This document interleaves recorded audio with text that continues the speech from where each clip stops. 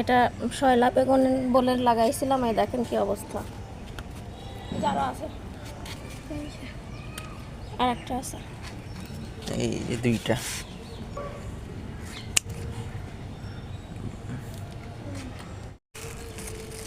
আমি এবার এই বেগুনগুলোকে এভাবে পলি দিয়ে রাখি যাতে পোকার আক্রমণ থেকে রক্ষা করা যায়। এই যে দেখুন,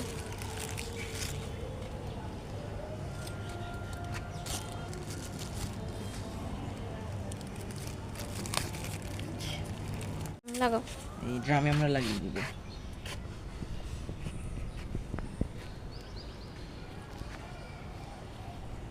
বাস, সুন্দর করে চাপে চাপে দাও। এই যে দেখুন আমি কতগুলো বীজ কিনে নিয়ে আসছি। এটা পুঁই শাকের বীজ, এটা কায়লা সিমের বীজ, এটা ধুন্দুল, এটা করলা, এটা লাউ, এটা লাল শাকের বীজ। এর বীজ লাগিয়ে দিব।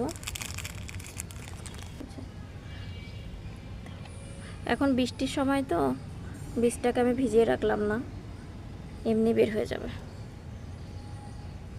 কয়টা লাগাচ্ছ এখানে? গুনলাম না, যা আয়তনের উপর নির্ভরশীল।